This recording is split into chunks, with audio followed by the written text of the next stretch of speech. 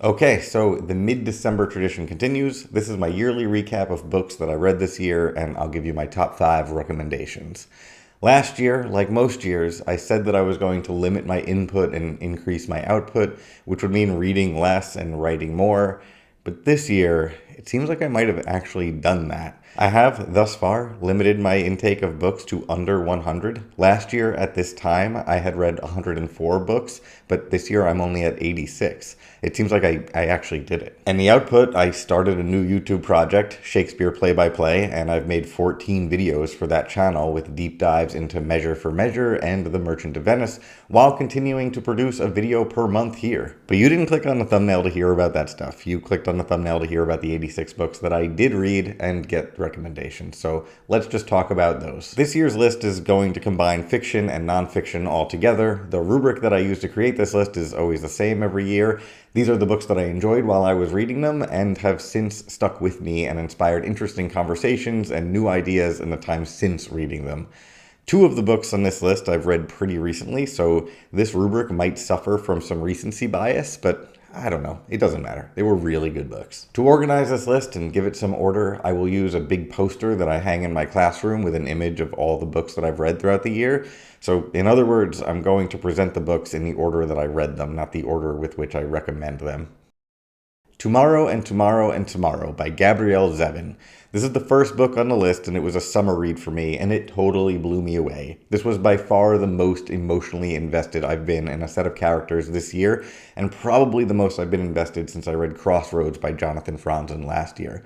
This is a story of meaningful collaboration, friendship, ego, care, video games, the act of creation, and a whole bunch more. I think that this is a great writer who is at the top of her game. It holds up to thoughtful, close reading. There are consistent symbols and themes that are established in the opening chapters and then evolve throughout the course of the novel. It follows the path of 2 video game designers who build worlds together as they try to navigate each other's insecurities and competencies, and they struggle to care for each other and themselves.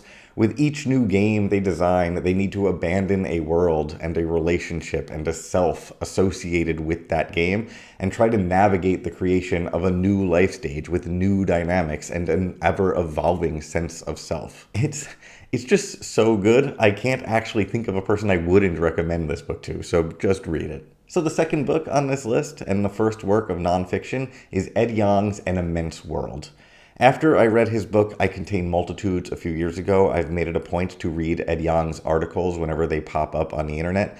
I just think that he's a world-class journalist and science communicator. And this book is about the way that animals, non-human animals, experience the world.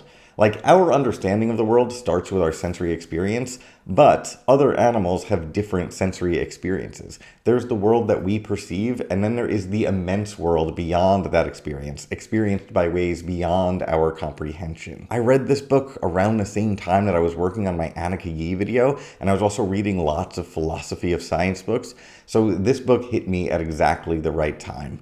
It calls attention to the epistemological biases that all humans have because of the way that our senses limit our experience of the world.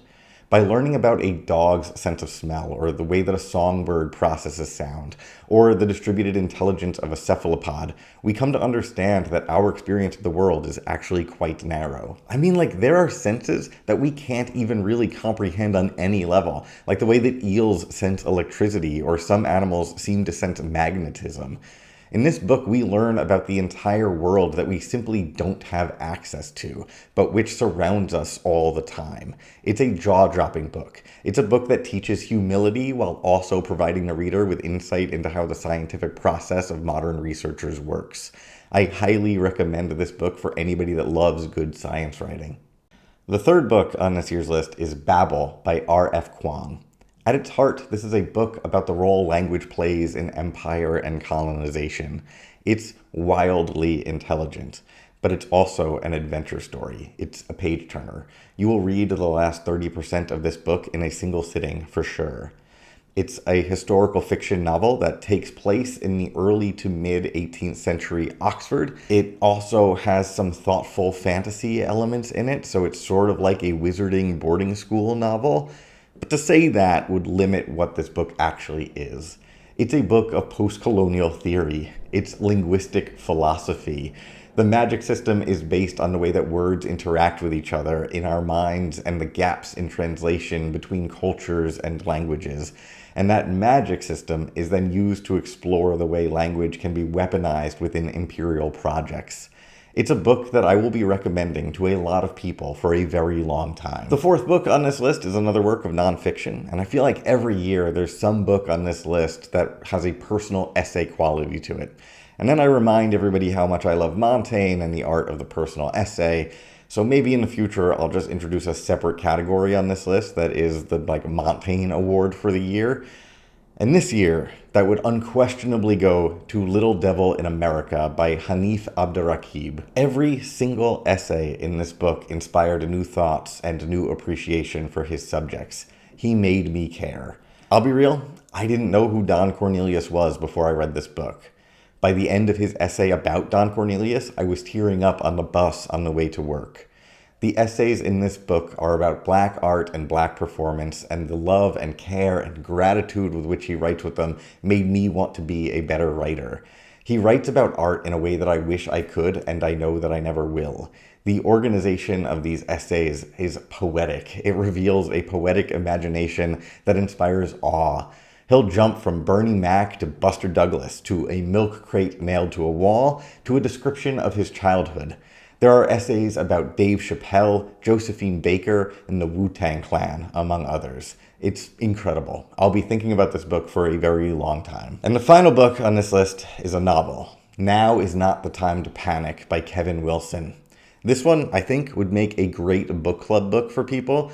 As soon as I finished it, I wanted to talk about it with people. It's like a work of art theory in the form of a coming-of-age novel, but also a novel that looks back at youth and meditates on our relationship with the past. But by saying that, I might be making it sound like it's boring. It's not. It's a really fun novel. It's an engaging story of two 16-year-olds who create a work of art anonymously, and the appearance of this work in their community leads to a giant moral panic with real consequences. It's short, it's fun, it'll make you think, and it will inspire good conversation. I highly recommend it. And that's the list, but of course I've got some honorable mentions. The Hop by Diana Clarke is real good. It's sort of like Daisy Jones and the Six, but with sex work at the center of it. Nightcrawling by Leila Mottley was going to be on this list right up until last week. It's a giant punch in the gut, but an extremely well-crafted novel. The central symbol in it is a pool filled with human waste. So it's not fun, but it's definitely a work of art. Becky Chambers published the second book of the Monk and Robot series this year, and I'm convinced that Becky Chambers is a novelist in the same way that Albert Camus was a novelist.